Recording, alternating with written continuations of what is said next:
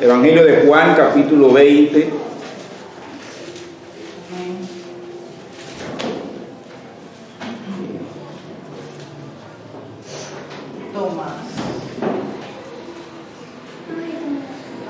El título que pusimos a esta sección fue Las demandas de un incrédulo.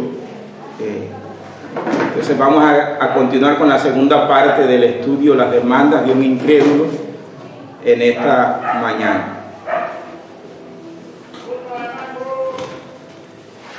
El capítulo 20 del Evangelio según San Juan.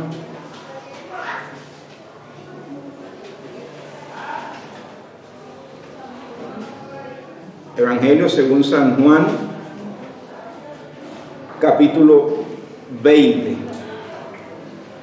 Entonces, hermanos, en nuestro estudio anterior nos enfocamos en la incredulidad de Tomás y las posibles causas que le llevaron de la fe a la cárcel de la incredulidad. Vimos su incapacidad, la incapacidad que es propia de todo ser humano, nuestra incapacidad total o depravación total, nos impide a veces creer, aun cuando ya hemos sido salvados. Esa naturaleza humana caída se revela muchas veces y se interpone entre Dios y nosotros. Y también vimos que la tendencia humana a interpretar erróneamente el propósito y el plan de Dios para su pueblo pueden jugarnos también una mala pasada, como fue en el caso de Tomás y del resto de los discípulos. Ellos no habían entendido el propósito y el plan de Dios para ellos. Ambas cosas se juntan, militan para llevar a este hombre, a este discípulo, a la decepción, al distanciamiento de la congregación de los santos, y finalmente termina demandando de Dios evidencias para creer. Al no ver cumplidas sus expectativas, lo que él entendía que debía ser el propósito y el plan de Dios, entonces él impone sus demandas a Dios. En aquella ocasión afirmamos la siguiente verdad: los que perseveran juntos, aun cuando no entienden todo el programa de Dios y lo que éste está haciendo, estos tuvieron el privilegio de ser testigos de la resurrección el mismo primer día de la semana. Eso lo vimos en aquel estudio. Sin embargo, en el caso de Tomás, por su irresponsabilidad, tuvo que esperar 8 días para finalmente ser libre de su agonía, ser libre de la prisión de la incredulidad en la cual se encontraba.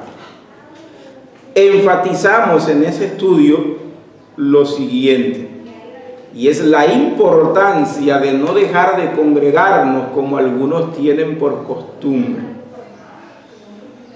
y la importancia o el peligro que corremos de ser arrastrados por la duda al prostíbulo o cárcel de la incredulidad. Eso a grandes rasgos fue lo que vimos en el estudio anterior de Tomás. Ahora, en esta mañana vamos a continuar y vamos a enfocarnos en la respuesta que el Señor le dio a Tomás el incrédulo. Eso es lo que vamos a ver en esta mañana. La respuesta del Señor a la incredulidad de Tomás. Versículo 26.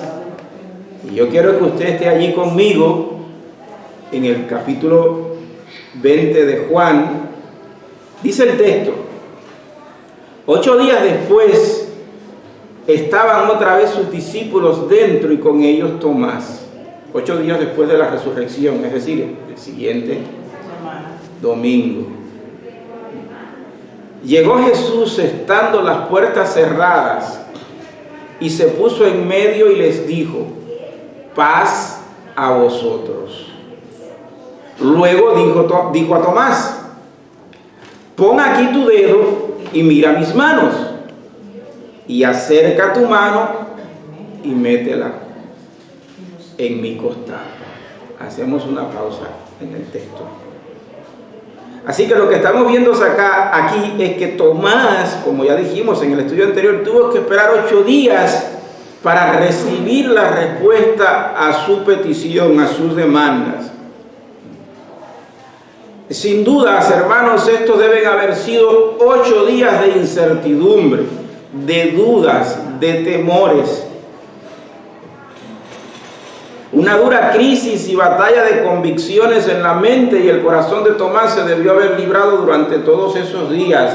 Los discípulos, por un lado, le daban testimonio de la resurrección, pero él ripostaba diciendo: no creeré a menos que vea y a menos que palpe. Trate de ponerse en la piel de Tomás y dígame si no habrá incertidumbre, dudas, temores, crisis de fe, de convicciones, de todo eso en la mente y corazón de Tomás. Ahora notemos lo siguiente: sucede lo que quizás ni el mismo Tomás esperaba que sucediera.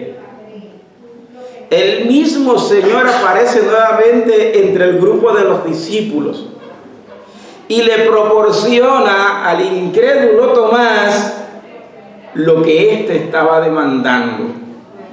En otras palabras, nuestro Señor Jesucristo asumió el reto, el desafío de Tomás y le dio lo que pidió. No tenemos ningún registro histórico, hermanos, de que en estos días el Señor responda en esta manera a personas como Tomás. No tenemos registro histórico de eso. Pero eso no significa, fíjese bien, que los creyentes fieles y comprometidos con Dios tengan que guardar silencio o alejarse avergonzados ante las demandas de algunos incrédulos que demandan evidencia de nuestra fe. Fíjense bien, el Señor nos ha dado valiosas herramientas, recursos valiosos para presentar defensa contra toda persona que demande palabra de la fe que está en nosotros. Contamos con un gran cúmulo de evidencias históricas, legales, filosóficas y teológicas que nos pueden servir de ayuda para mostrar a quienes así lo demandan la veracidad histórica de nuestra fe. No podemos presentar evidencias científicas de nuestra fe porque nuestra fe no es ciencia. Pero tenemos evidencias históricas contundentes que demuestran la existencia de Jesucristo, la realidad de la resurrección de Jesucristo de entre los muertos. Podemos proveer evidencias de que Dios existe y es real.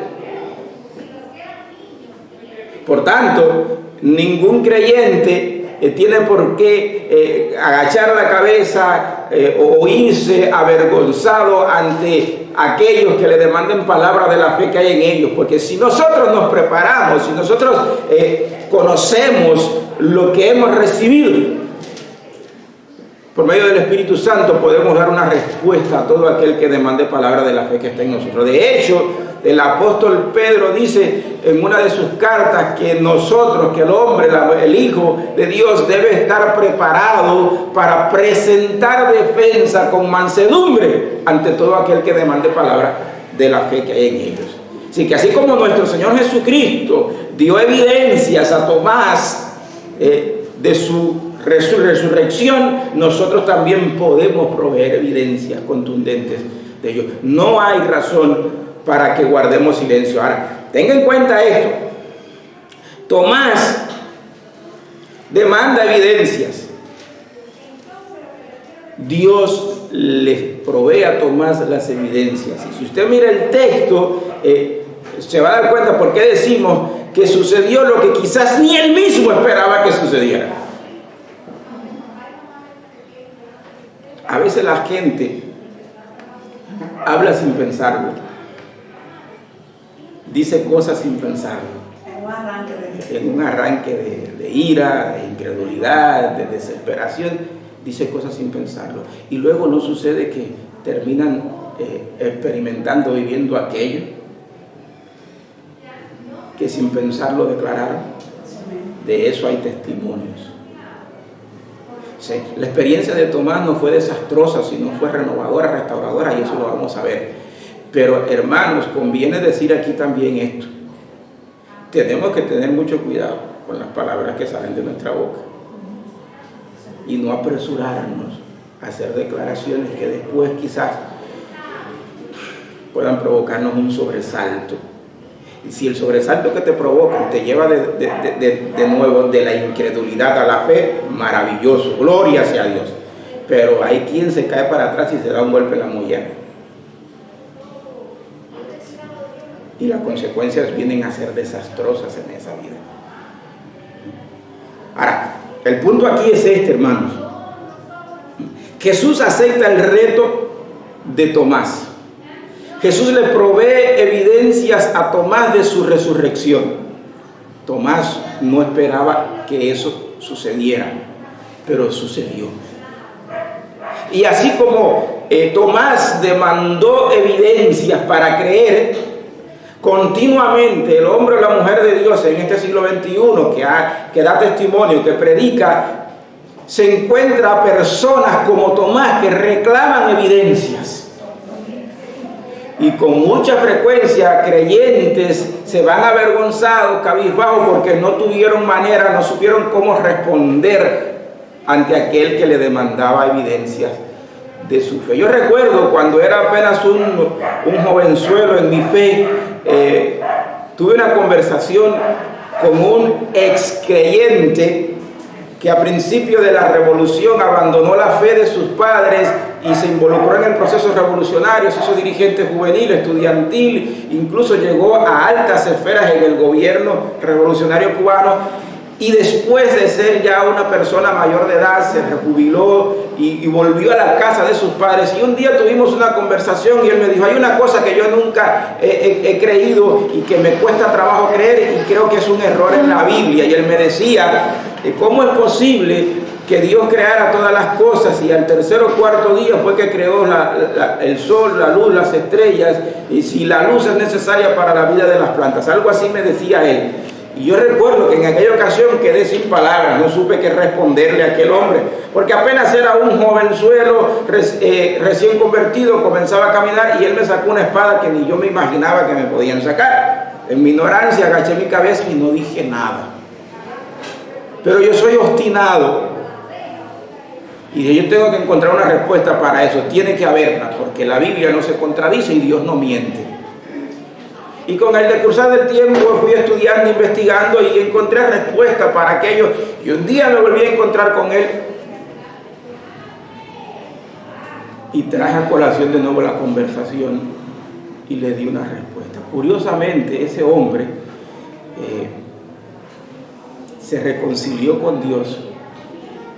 Y cuando yo me fui a estudiar al seminario para hacerme pastor, él me sentó en su casa y me dijo: yo voy a ser tu padre durante todo el tiempo de tus estudios. Me voy a hacer cargo de todos tus gastos mientras estudias en el seminario. Qué lindo. Yo le di tantas gracias a Dios, porque de alguna manera Dios hizo que nuestra vida y nuestra persistencia en dar una respuesta clara, bíblica y convincente, Dios la usó de alguna manera para influenciar la vida de aquel hombre. Hace muchos años que no lo veo, pero siempre que volví a visitarlo fue una experiencia agradable de conversar con él, de orar y de leer la Biblia. Y eso sucede cuando usted asume el reto. Cuando usted, aunque quizás en la primera tenga que irse cabizbajo y con un poquito de vergüenza, usted dice, pero no me voy a rendir, yo tengo que encontrar respuesta, y usted encuentra la respuesta de parte de Dios, y usted vuelve por la primera y dice, mire, aquí tengo las evidencias para usted. Bendito sea el nombre de nuestro Señor. Entonces, vamos a volver a nuestro texto. Vamos a volver al texto en el Evangelio de Juan. Y vamos a ver la segunda respuesta del Señor a Tomás. Primero, mire, la primera gran verdad en esta mañana y que quisiera que ustedes llevaran consigo es esta. Todo verdadero hijo de Dios, todo hombre o mujer de Dios, debería estar preparado para presentar defensa contra todo aquel que demande palabra de la fe que hay en él. Yo no estoy diciendo que usted tenga que ser ahora un doctor en teología, o un máster en teología, un licenciado en teología. Si usted puede escalar esos niveles académicos, maravilloso. Pero usted no necesita ser un doctor en teología para tener respuestas. Usted solo necesita ser un creyente fiel y comprometido con Dios, dedicado al estudio, a la meditación en la palabra de Dios. Si usted crece en su fe, usted tendrá de Dios la asistencia para responder ante todo aquel que demande palabras de la fe que hay en usted. Pero usted no se puede permitir, y usted no debe darse el lujo de ser un neófito en su fe. Eso sí sería una vergüenza, porque Dios nos ha dado todos los recursos, y ni tu edad, sea que eres muy niño como Caled o Isabel, o seas un anciano como Gladys que peina canas ya, o como Edita, nada de eso es un obstáculo cuando el hombre o la mujer de Dios quieren aprender y crecer en su experiencia y relación con Dios. Así que, número uno, todo hombre o mujer de Dios debe estar siempre preparado para presentar defensa contra todo aquel que demande palabra de la fe que hay en él. Esa es la primera gran verdad acá. Ahora, una vez que Jesús se dirige a Tomás, la primera respuesta fue, ven, acércate, mira, mete aquí tu dedo, tu mano, mira, palpa. Esa fue la primera respuesta de Jesús. Ahora, la respuesta continuó. Luego vemos las palabras de Jesús en el verso 27. Jesús dice a Tomás, no seas incrédulo, sino creyente. Así que la segunda parte de la respuesta de Jesús a Tomás es una amorosa reprensión de parte de Dios para con el incrédulo discípulo, para con el incrédulo Tomás. Jesús reprende a Tomás por su incredulidad y le insta, lo desafía. Tú me desafiaste, pues bien, ahora aquí te va mi desafío para ti, Tomás. Lo reprende por su incredulidad y luego lo desafía, lo insta a creer aún cuando no tenga evidencias concretas. ¿Recuerdan que eso lo vimos ya al principio del capítulo 20? Ahora una vez más, Jesús lo trae a colación. Así que, en segundo lugar, Jesús reprende a Tomás por su incredulidad y lo reta o lo desafía a creer aún cuando no tenga evidencias concretas. Esto es maravilloso, hermanos, si usted lo ve ahora mismo, ¿por qué? La reprensión y el mandato divino de Jesús a Tomás revelan muchas cosas. Como por ejemplo, revelan el gran amor de Dios hacia este discípulo. Esta es la típica reacción de un padre a su hijo, o de un hermano mayor a su hermano menor. Jesús le recuerda a Tomás quién es él y cuál debe ser su lugar en este mundo, en esta vida. No seas incrédulo, ese no es tu lugar, sino creyente. Amados, ¿no hemos leído en las Escrituras que nuestro Dios reprende y castiga a todos los que ama y recibe como hijos en su familia? Eso lo leemos en la epístola a los Hebreos. He ahí la razón por la que el Señor reprende a Tomás.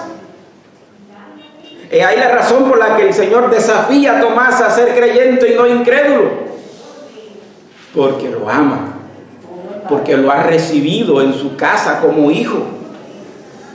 De lo contrario, no lo hubiese reprendido. A menos, fíjese bien, a menos que sea un verdadero hijo de Dios, jamás Tomás habría escuchado estas palabras de amor. Jamás habría sido restaurado a la familia de Dios. Amados, Dios nuestro Padre está comprometido con la seguridad eterna de todos aquellos que ha escogido para traer a los pies de Jesucristo, su Hijo amado. Volvamos un poquito atrás en el Evangelio de Juan, al capítulo 17, la oración sacerdotal de Jesús por sus discípulos. Cuando Jesús intercede ante el Padre por sus discípulos, una de las peticiones que Jesús hace al Padre, ¿cuál fue? Que los guardara del mal. No te ruego que los quites del mundo, sino que los guardes del mal. Tuyos eran y me los diste. De los que me diste ninguno se perdió, sino solamente uno, el hijo de perdición, para que la escritura se cumpliese. Sí. Así como Jesús había guardado a los suyos, ahora antes de ir a la cruz intercede ante el Padre y pide: Padre, así como yo los guardé, ahora te ruego que tú los guardes. Y eso es lo que estamos viendo acá. El Padre y el Hijo comprometidos con preservar a sus santos, comprometidos con guardar a sus santos. Nuestro Señor Jesús rogó al Padre para que ninguno de los que le había dado se perdiera, sino para que todos fuesen guardados en el nombre del Padre. Padre, guárdalos en tu nombre, ¿lo recuerda? Juan capítulo 17, santifícalos en tu verdad, tu palabra es la verdad. Y repito, eso es lo que estamos viendo en este texto. Entonces esta es la segunda gran verdad en esta mañana, hermanos. Que nadie te engañe, fíjese bien, lo dije al principio y ahora lo repito. Que nadie te engañe, cualquier hijo de Dios puede caer. No somos impecables. Cualquiera resbala y cae, dice una canción cubana de los años 50 por allá. Roberto Paz la hizo muy popular. Cualquiera resbala y cae. Laito Sureda también la cantaba mucho. Pero el punto es este: ni Laito, ni Roberto Paz, ni ningún sonero cubano. Es un hecho cierto que cualquier hombre o mujer de Dios puede resbalar y caer. Esa es mala noticia, esa es muy mala noticia. Pero mire, hermano, la maravillosa verdad, la bendita verdad es esta. Aunque eso sea cierto y pueda suceder de hecho a cualquiera de ustedes o a mí, lo que sigue es más glorioso. Dios nunca dejará para siempre a ninguno de sus hijos perderse. Dios no permitirá que ninguno de sus hijos se pierda en las mazmorras del infierno, en el prostíbulo de la incredulidad. Dios vendrá al encuentro de sus santos, Dios vendrá al encuentro de sus escogidos y los levantará del muladar. Los restaurará a la comunión dentro de su casa, dentro de su familia. ¿Saben por qué? Porque Dios el Padre, al igual que Dios el Hijo, están comprometidos con la preservación de sus santos. No es que seamos impecables, no es que ahora vamos a salir al mundo a vivir como se nos venga en gana. No. Es que Dios está comprometido con la preservación de sus santos. Los santos no son hombres y mujeres que viven en el pecado. Son hombres y mujeres que pelean la batalla por la santidad. Son hombres y mujeres que están comprometidos con Dios para ser imitadores de Dios, imitadores de Jesucristo como hijos amados. Pero son hombres y mujeres que en su intento por vivir en santidad pueden fallar. Recuerda las palabras del apóstol Juan en la primera carta. Si alguno de nosotros dice que no tiene pecado, es un mentiroso y hace a Dios mentiroso. Pero si confesamos nuestros pecados, Él es fiel y justo para perdonar nuestros pecados y limpiarnos de toda maldad. Él es fiel y justo. Él está comprometido. ¿Recuerda la parábola del hijo pródigo? El padre estaba comprometido con la restauración del pródigo. El hijo pródigo cayó de su condición, de su posición de hijo. Pecó, le falló al padre. Pero el padre no lo dejó postrado en el estercolero. Y en esa sección de Lucas está la parábola del hijo pródigo, está la parábola de la moneda perdida y está la parábola de la oveja perdida. Cada una de esas palabras nos enseñan tres facetas en la vida, el trabajo del padre y del hijo en la salvación y preservación de sus escogidos. El buen pastor salió al campo a buscar la oveja perdida y no volvió al rebaño hasta que la encontró, curó sus heridas, la cargó en sus brazos y la trajo de regreso a casa. La mujer no descansó hasta encontrar la moneda que se perdió. Luego hizo celebración con sus amigos.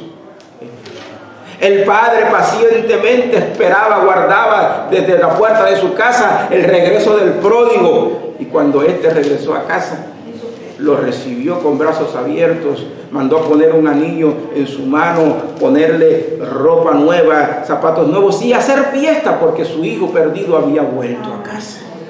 El padre y el hijo están comprometidos con la preservación y salvación de sus santos, de sus hijos, de sus escogidos. Esa es la segunda gran verdad. Dios no dejará para siempre postrado en el muladar a ninguno de sus hijos. Si 7 veces cae el justo, 7 veces será levantado. Ese es un misterio del amor de Dios. Pero bendito misterio. Mire, hermanos, así como Tomás fue confrontado y restaurado, todo verdadero hijo de Dios será confrontado y restaurado si cayere en algún pecado. Dios no lo va a dejar revolcándose en el estiércol. Dios lo va a confrontar en su momento y Dios lo va a hacer volver de su camino. Dios, repito, no dejará para siempre caído al justo. Una vez que el Señor ha respondido a las demandas de Tomás, vemos en el texto, lo que tenemos es la respuesta de un auténtico hijo de Dios o el fruto de un verdadero creyente. Vamos a verlo en el verso 28. Esa es la tercera parada en esta mañana. Versículo 28, mire allí conmigo, dice: entonces Tomás respondió y le dijo: Señor mío y Dios mío. Esa es la confesión de Tomás. ¿Recuerdan que ahorita les dije que sucedió lo que quizás ni el mismo Tomás se imaginaba que sucediera? Miren las palabras de Tomás. ¿Esperaba Tomás que eso sucediera? Las palabras de Tomás nos dicen que Tomás estaba sobrecogido de asombro, de espanto. No sé ni qué palabra describa mejor lo que estaba viviendo Tomás en ese momento, pero él no esperaba ver aquello. Y cuando lo vio, ¿qué hizo? Señor mío y Dios mío. Wow. Mira, hermanos, ante la revelación del Cristo resucitado, Tomás, sorprendido, hace una de las más contundentes confesiones de la identidad divina de Jesucristo de toda la Biblia. Él no se pudo contener. Y cuando lo vio al Señor, Señor mío y Dios. Ahora mire bien, yo quiero llamar la atención a lo siguiente. Vaya al verso 17 de ese mismo capítulo 20. Cuando Jesús aparece a María Magdalena, Jesús le dijo: no te aferres a mí, o no me toques, porque aún no he subido a mi Padre. Mas ve a mis hermanos y dile, subo a mi Padre y a vuestro Padre, a mi Dios y a vuestro Dios. Si usted compara el versículo 17 con la confesión de Tomás, más abajo, verso 28, cualquiera podría llegar a la ligera a la conclusión de que hay una contradicción en el texto. No me toques.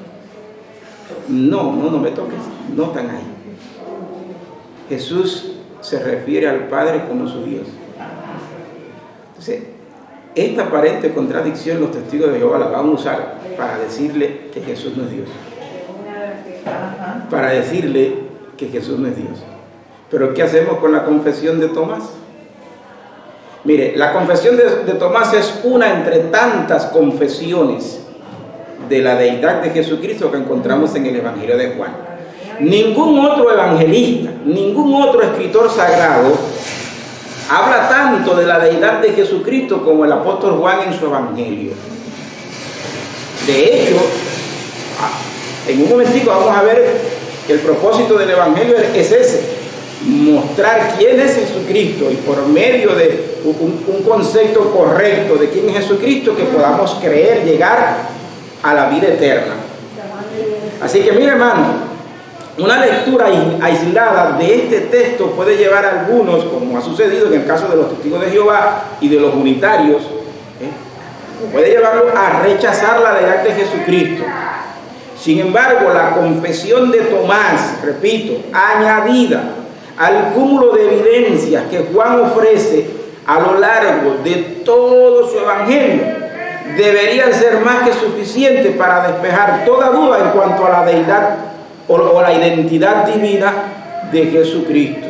No hay contradicción entre estos dos textos, sino que en el versículo 17 nuestro Señor Jesucristo está hablando desde su condición como Hijo de Dios.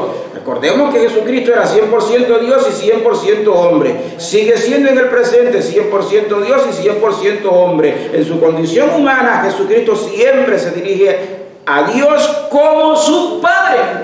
Y ese es el gran misterio de la deidad, que ni siquiera el apóstol Pablo podía explicar y que nadie puede explicar. ¿Cómo Dios puede ser Padre y Espíritu Santo? Mire, si usted quiere explicarlo, ese es su problema.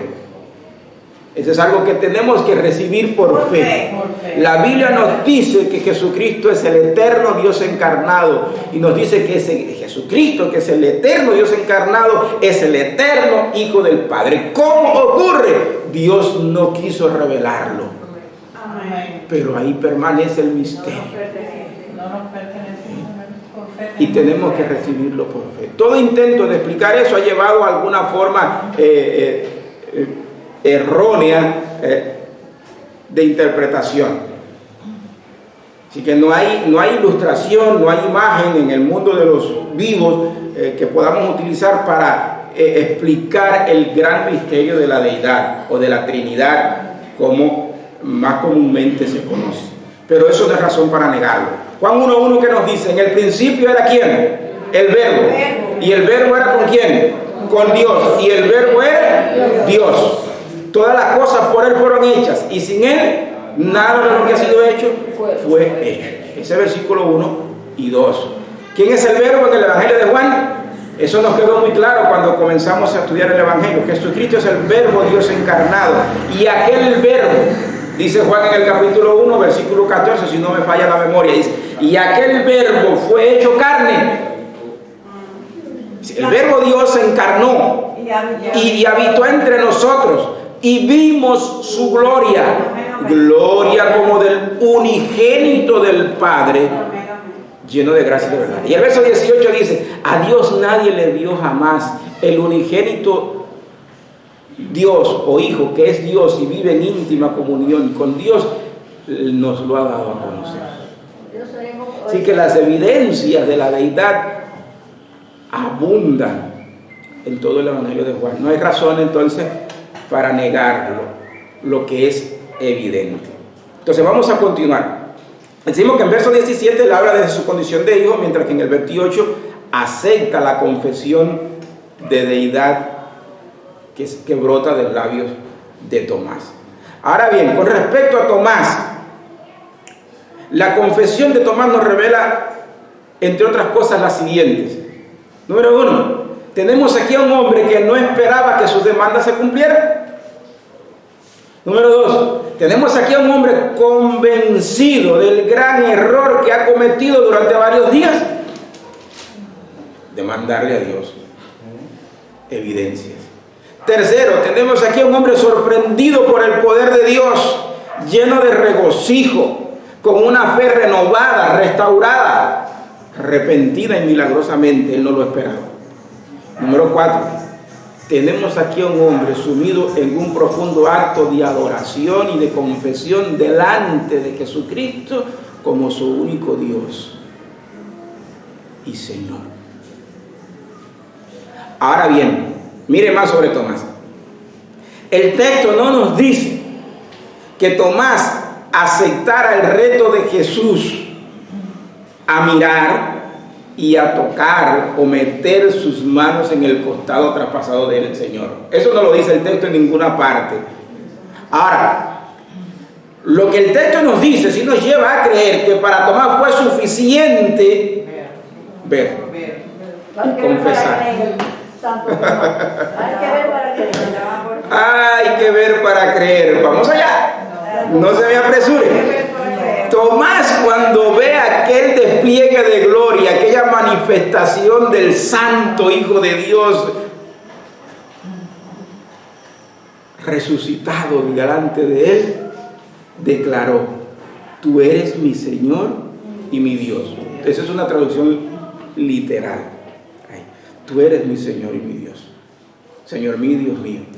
O tú eres mi Señor y mi Dios. Es otra posible traducción de ese texto. Ahora bien, esta es la tercera gran verdad en esta mañana. Si van conmigo, saben que esta es la tercera. Amados, Jesús es el Señor y Dios que restaura la fe de sus santos y vuelve el gozo de la salvación. Amén. Eso es lo que acaba de suceder en la experiencia de Tomás. Ahora bien, una vez que Tomás ha sido restaurado a la comunión de los santos, lo que sigue es una nueva bienaventuranza. Todos conocemos el Sermón del Monte y las bienaventuranzas que vemos allí en el Evangelio según San Mateo y también en el Evangelio de Lucas. Ahora Jesús añade una bienaventuranza más a la lista. En Apocalipsis también hay otra bienaventuranza que estudiamos cuando vimos el libro de Apocalipsis. Dice: bienaventurados los que leen y guardan las palabras de la profecía de este libro. Algo así creo que es como lo dice el texto de Apocalipsis. Pues bien, aquí tenemos otra. En el Evangelio de Juan se añade otra bienaventuranza más a la lista de bienaventuranzas. Y miren, hermano, tiene que ver con el ver para creer, que es tan popular en nuestro mundo. Mírenlo acá. Versículo 29. Jesús le dijo: porque me has visto, Tomás, ¿creíste? Bienaventurados los que no vieron. No está mal que tú hayas creído después de verme. Es válido. Tienes aprobado. Por lo menos no suspendiste el examen, Tomás. Estás aprobado.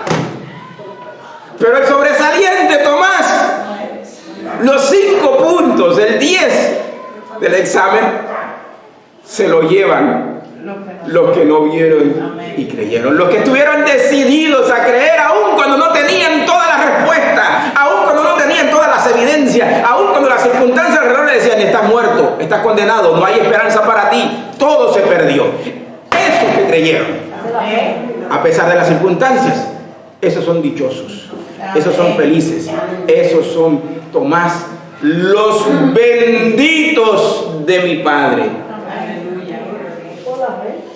Marta, Marta, Marta, afanada y turbada con muchas cosas estás. Sin embargo, tu hermana María ha escogido la mejor parte. Hermano, el activismo no es malo, pero cuando el activismo, y al igual que el racionalismo, se atraviesan entre nuestra relación con Dios, entre nuestra fe y Dios, entonces el activismo y el racionalismo se convierten en un tropiezo, en un estorbo. Y tenemos que tener mucho cuidado con eso. Mire, no hay dudas de que fue una verdadera dicha para Tomás ser restaurado nuevamente a la comunión de los santos. Él necesitó ver para creer y se le concedió después de 8 días lo que él pedía. Ahora bien, Jesús deja muy claro que la mayor dicha, la mayor felicidad, la mayor bienaventuranza en esta vida es la de aquellos que creen aún cuando no tienen resultados inmediatos, cuando no tienen evidencias concretas, aún cuando no tienen todas las respuestas que pudieran desear. Entonces, queda pues establecido o confirmado que en el reino de Dios es necesario la fe para poder caminar, para poder vivir en victoria. La Biblia dice que por fe andamos y no por vista. La Biblia establece que fue por la fe que Abraham salió al lugar que se le había prometido y salió sin saber a dónde iba. El escritor a los Hebreos dice que es la fe la certeza de lo que se espera y la convicción de lo que sucede. En otras palabras, la fe dice: tengo la plena certidumbre, la seguridad de que todo lo que Dios ha prometido a sus escogidos lo recibiremos. Pues mi Dios siempre cumple sus promesas. Así que la fe descansa en un Dios que es fiel en cumplir sus promesas. La fe descansa, la seguridad descansa en la singularidad del Dios que ha prometido, del Dios que se ha comprometido con nosotros. Ahora bien, esa misma fe, fíjese bien, continúa diciendo, según el escritor a los Hebreos: aunque ahora no puedo ver todo el cuadro de las riquezas de la gracia que Dios ha preparado para mí y que acompañan la vida de un verdadero hombre o mujer de Dios, tengo la convicción de que éstas me pertenecen y de que estoy a un paso de entrar en el gozo completo de ellas. Eso es certeza, esa es convicción. De manera, hermanos, que en el diálogo de Tomás, o el diálogo de Tomás con Jesucristo, o con los demás discípulos, concluye con un mandato, con un desafío divino a la fe, con un desafío divino a someter la razón, el intelecto, la voluntad a Dios. Jesús le recuerda a Tomás, esta es la otra gran verdad acá,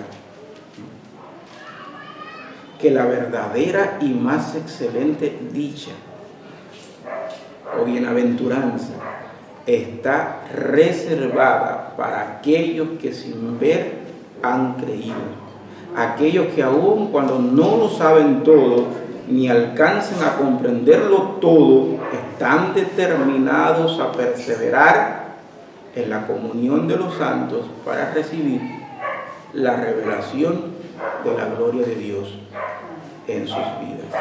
Esa es la cuarta verdad en esta mañana. Finalmente, ya para terminar, los versículos 30 y 31 nos dicen lo siguiente. El capítulo concluye dándonos un breve resumen del propósito del Evangelio según San Juan. Dice: hizo además Jesús muchas otras señales en presencia de sus discípulos, las cuales no están escritas en este libro, pero estas se han escrito para que creáis que Jesús es el Cristo, el Hijo de Dios, y para que creyendo tengan vida en su nombre. De manera que todo lo que hemos visto, no solamente en el capítulo 20, sino en todo el Evangelio de Juan hasta aquí, tiene dos grandes propósitos.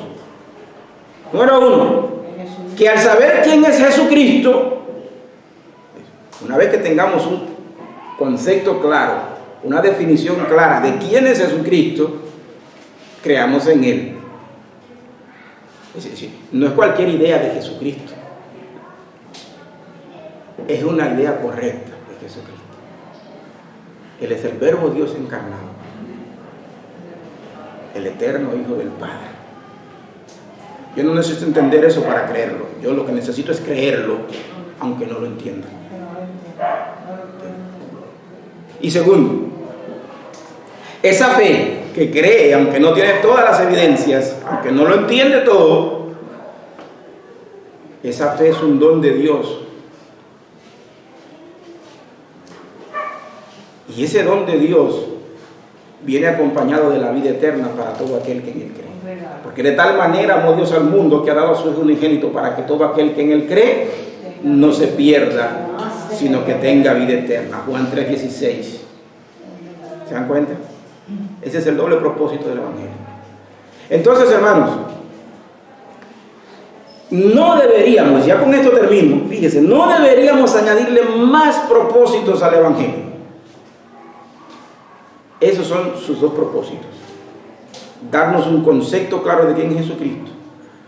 Por medio de ese concepto claro de Jesucristo nos da la fe como un don divino para la salvación y el regalo de la vida eterna. Para eso se ha escrito este Evangelio. Así que no deberíamos añadirle ningún otro propósito. ¿Por qué digo esto, hermanos? Miren, porque mucha gente puede tomar no solamente el Evangelio de Juan, sino cualquier texto de la Biblia para promover un tipo de evangelio de prosperidad que no es el Evangelio de Jesucristo. Y pueden tomar un texto de aquí y otro allá para hacerte creer que si usted lo declara, que si usted lo reclama, o que si usted le siembra a fulano o a mengano, usted va a recibir por eso. Ese no es el Evangelio. Y ese no es el propósito por el cual se escribió. Por eso es que quiero hacer notar bien esto.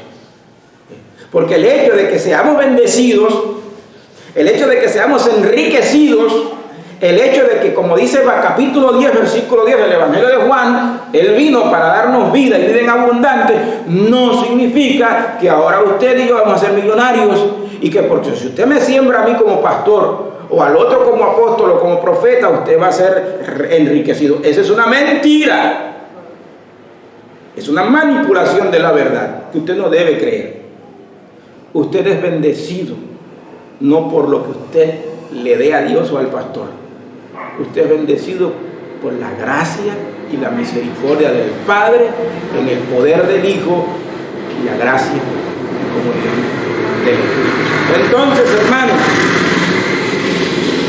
a modo de conclusión, lo que hemos visto en esta mañana es lo siguiente. Número 1. Debemos estar preparados para presentar defensa contra todo aquel que demande palabra de la fe que hay en nosotros. Esa es la primera gran verdad que vimos. Segundo, que nadie nos engañe. Cualquier hijo de Dios puede fallar, puede caer. No somos impecables. Pero, aunque esto sea cierto y muy duro para aquellos que han caído, no olvide que la buena noticia es mucho más gloriosa y excelente. Y es esta: Dios nunca dejará postrado en el estercolero de este mundo a ninguno de sus hijos. Dios vendrá y Dios levantará. Dios vendrá y Dios restaurará a sus escogidos. No dejará para siempre caído al justo. ¿Por qué? Porque el Padre y el Hijo están comprometidos con la preservación de sus santos. Eso no es una licencia para pecar, sino un incentivo para la fe. Tercera gran verdad de esta mañana es la siguiente: Jesucristo es el Señor y Dios que restaura la fe de sus santos y nos vuelve el gozo de la salvación. Y número 4, la verdadera y más excelente dicha está reservada para aquellos que sin ver han creído, aquellos que aun cuando no saben todo, ni alcanzan a comprender todos los misterios de Dios, están determinados a perseverar en la comunión de los santos para recibir la revelación de Dios o la gloria de Dios en sus vidas. Finalmente, todo eso sirve para un doble propósito: que tengamos un concepto bien claro de quién es Jesucristo y que por medio de ese concepto lleguemos a la fe que nos lleva a la vida eterna. Para que sepáis que Jesús es el Cristo, o para que creáis que Jesús es el Cristo, y para que al creer en Él tengáis vida eterna. Que el Señor nos bendiga y nos guarde. Vamos a orar. Padre, gracias por tu palabra. Pedimos que nos perdones si en algún punto te hemos fallado, si alguno hemos dañado, herido, perdónanos también, y si alguno ha estado confundido, permite que tu palabra en el poder del Espíritu Santo le saque de confusión y lo restaure a la comunión de tu familia, de tu casa. En el nombre de Jesús. Amén y amén. Que el Señor nos bendiga. Nos saludamos en el nombre de nuestro Dios y estamos despedidos.